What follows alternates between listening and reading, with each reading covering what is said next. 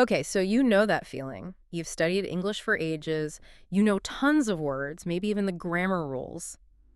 But then you actually try to speak. And it just doesn't come out right. Exactly. It's slow, maybe a bit awkward, doesn't sound, I don't know, natural. Yeah, that's super common. Yeah. And what we found digging into this is it's often not about missing vocabulary. It's about missing these chunks. Chunks. Yeah, word chunks. Think of it like little ready-made phrases or groups of words that fluent speakers just sort of pull out automatically. Mm-hmm. They're not building sentences word by painful word. Ah, okay. Like grabbing a pre-built Lego piece instead of finding 5 tiny separate bricks. That's a great way to put it. Okay, so let's really get into this. We're doing a deep dive today into these word chunks. What are they exactly? Why are they such a shortcut to sounding more natural? And crucially, how can you start using them right now? Right.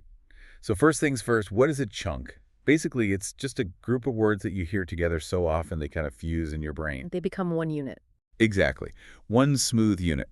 They're the building blocks, the ready-made parts of fluent sentences. Okay, give me some examples. Like what kind of phrases are we talking about? Oh, they're everywhere once you start listening. Things like, at the end of the day. Right, I hear that all the time. Or, I'm not sure if. Or even something simple like a bit of a... A bit of a problem, a bit of a delay, yeah. Or finishing a thought with, you know what I mean? Yeah, okay, so these aren't necessarily complex idioms, just common pairings. Precisely. And the key thing is, native speakers aren't usually thinking about the individual words inside that chunk. They're not constructing at the end of the day. No, they just grab the whole thing. They grab the whole thing. They recall it as one piece because they've heard it and probably said it hundreds, thousands of times. That's why it sounds so smooth. Okay, that makes sense, because if you are building word by word, you're thinking about, okay, which tense? Is it the or a?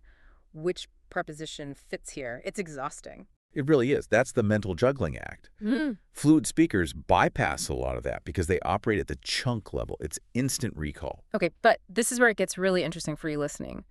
The big win here, the main advantage of using chunks. Uh-huh. It saves so much brain energy. Right. That cognitive load everyone talks about. Oh, massively. Think about if you recall one chunk that has, say, 5 words. Your brain processes that as one thing, not 5 separate items, plus the grammar rules connecting them. It's like mental RAM. You're freeing it up. Totally. It's a huge efficiency boost. Our source material had a really good comparison for this. Oh, yeah. Yeah, so the slow, word-by-word, maybe slightly unnatural way might say, like, I do not know how I can explain this to you clearly. Sounds a bit robotic, like a translation. Right. But the fluent speaker, using a chunk that means basically the same thing. They just pull out, I'm not sure how to put it. I'm sure how to put it. Yeah, that sounds way more natural. Effortless, almost. Effortless is the word. Because the grammar, using put that way, the structure, it's all prepackaged in the chunk. You learned it as one thing. So your brain isn't doing that complex grammar calculation right then. Exactly. It's already done. Baked in. Which frees you up to actually think about what you want to say, not just how to piece the language together. Okay, wait a sec. Does this mostly apply to, casual chat? What about sounding fluent in, say, a business meeting or giving a presentation? Isn't that more formal? More word by word? That's a really important question. And actually, no. The types of chunks might change, sure. You'll probably use, you know what I mean? Less in a formal report. Hopefully. Right.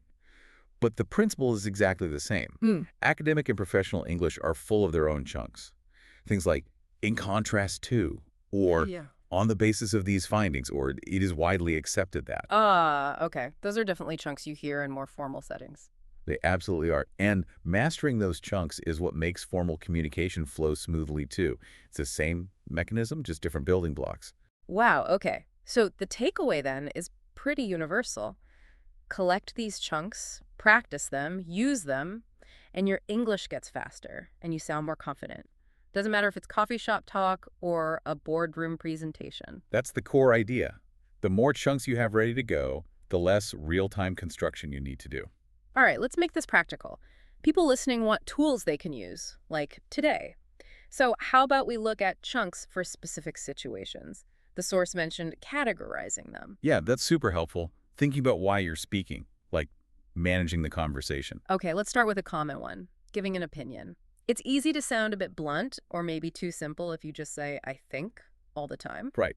So instead, try chunks like, I'd say that. It Yeah. just softens it a little, or Mm. from my point of view, From my point of view, yeah, that frames it nicely. It makes it sound more considered. exactly. It signals your intent clearly and smoothly. Okay, my personal favorite category, because it saves me all the time, buying time. You know, when someone asks you something unexpected, And your brain just goes blank for a second. totally. Instead of just silence or a long which feels awkward. Yeah, fluent speakers use chunks for this. Like, let me think about that for a second.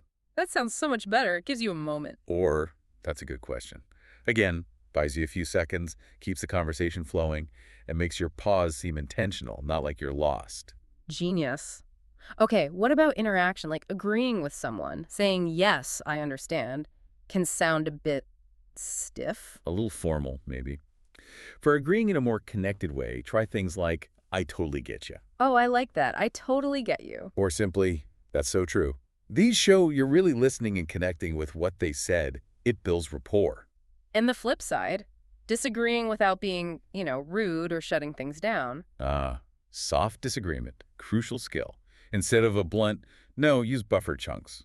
Like, I see your point, but... That little but does all the work there. It does. It signals respect for their view before you offer yours.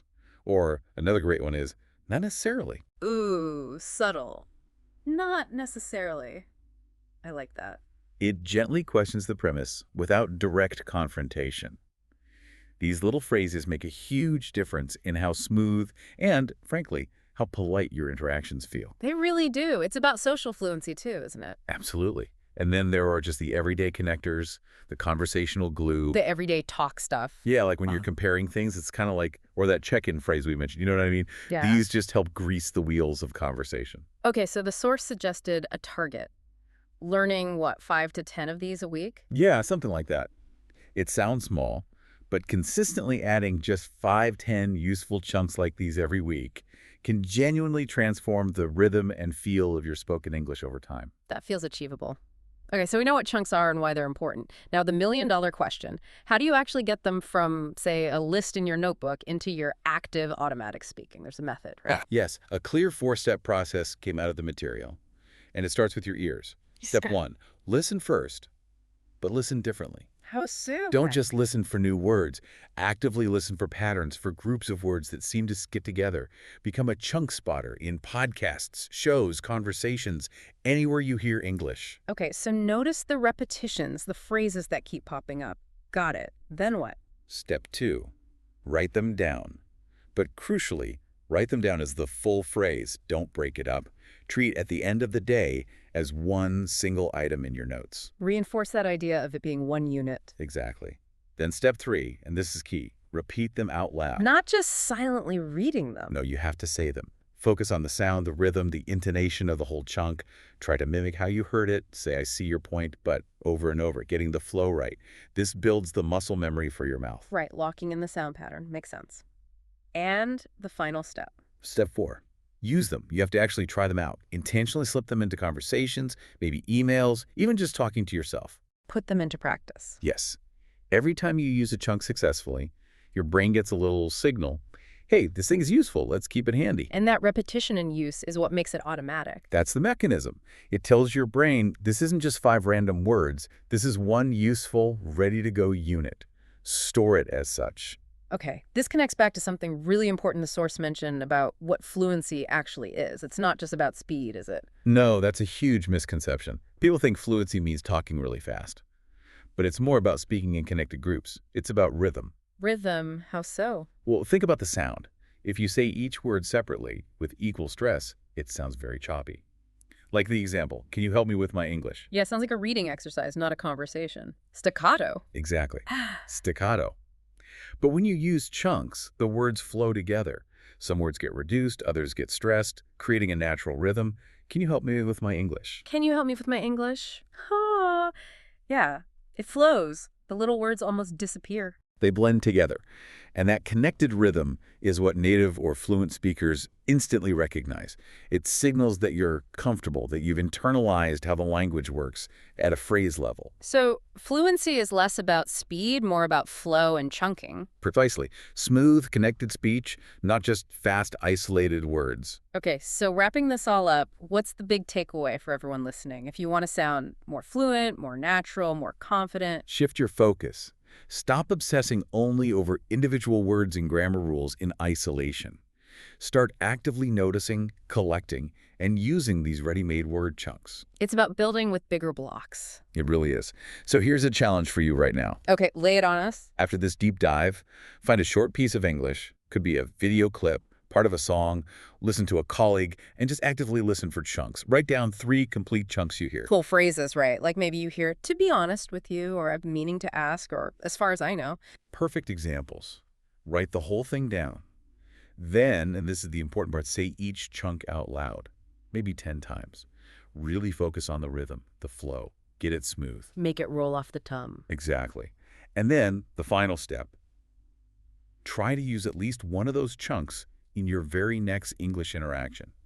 Could be spoken, could be written. Just use it. And notice how it feels. Notice how it feels. You'll likely feel that little boost, that moment of sounding smoother, more confident. That's the instant feedback loop. That's a great practical challenge, and it really highlights the shift in focus. So as you go through your week, maybe start thinking about this question the source material leaves us with. Which word chunks do you realize you already use, maybe without thinking about them?